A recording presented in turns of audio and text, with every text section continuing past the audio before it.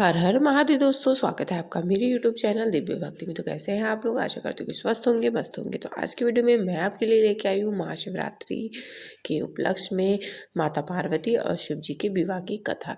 तो वीडियो में अंत तक बने रहिए। तो चलिए हम वीडियो को स्टार्ट करते हैं। महाशिवरात्रि आने को है और सभी भक्तों ने इसकी धूमधाम से तैयारी शुरू कर दी है। वैसे महाशिवरात्रि के बारे में कई मान्यताएं हैं।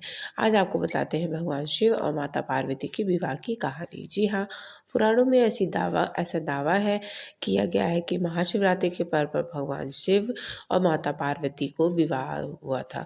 तो चलिए आपको इस कथा से अवगत कराते हैं। माता पार्वती भगवान शिव से विवाह करने की इच्छुक थी। सभी देवतागण भी इस मत के थे कि पर्वतराज कन्या पार्वती का विवाह शिव जी से होना चाहिए।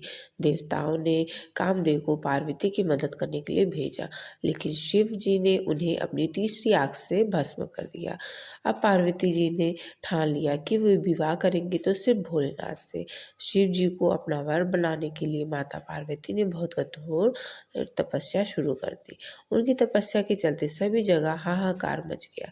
बड़े बड़े पर्वतों की नींव डगमगाने लगी। ये देख भोले बाबा ने अपनी आंख खोली और पार्वती से आवाहन किया कि वे किसी राजकुमार से शादी करें। शिव जी ने इस बात पर भी जोर दिया कि एक तपस्वी के साथ रहना आसान नहीं होता है, लेकिन माता पार्वती तो अडिग थी। उन्होंने साफ कह दिया था कि वो विवाह करेंगे तो सिर्फ भगवान शिव से ही करेंगी। तब अब पार्वती की ये जिद देखकर भोलेनाथ पिघल गए और उनसे विवाह करने के लिए राजी हो गए। शिव जी को लगा कि पार्वती उन्हीं की तरह हठी है, इसलिए जोड़ी अच्छी बनेगी। अब शादी की तैयारी जोरों पर शुरू हो गई, लेकिन समस्या ये थी कि भगवान शिव एक तपस्वी थे और उनके परिवार में कोई सदस्य नहीं था। लेकिन मान्यता ये थी कि एक बार वर को अपने परिवार के साथ आकर वधू का हाथ मांगना पड़ता है।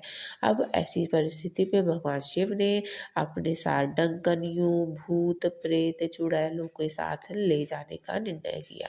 तपस्वी होने के चलते शिव इस बात से अवगत नहीं थे कि विवाह के लिए किस प्रकार से तैयार हुआ जाता है।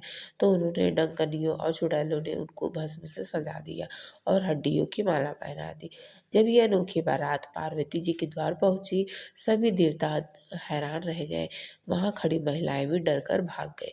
भगवान शिव को इस विचित्र रूप में पार्वती की मां स्वीकार नहीं कर पाई और उन्होंने अपनी बेटी का हाथ देने से मना कर दिया। स्थितियां बिगड़ती देख पार्वती जी ने शिव से प्रार्थना की वे उनके रीति रिवाजों के मुताबिक तैयार होकर आए। शिव ने उनकी प्रार्थना स्वीकार की और सभी देवता को फरमान दिया कि वे उनको खूबसूरत रूप से तैयार करें। ये सुन सभी देवता हरकत में आ गए और उन्हें तैयार करने में जुट गए। भगवान शिव को दैवीय जल से नहलाया गया और रेशम के फूलों से सजाया गया। थोड़ी ही देर में भोलेनाथ कामदेव से भी ज्यादा सुंदर लगने लगे और उनका गोरापन तो चांद की रोशनी को भी मात दे रहा था।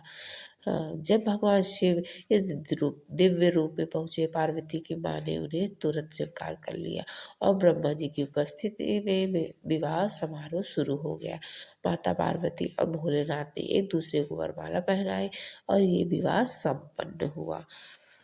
तो वैसे तो बहुत सारी कथाएं प्रचलित हैं, लेकिन इसमें से ये छोटा सा एक भाग है।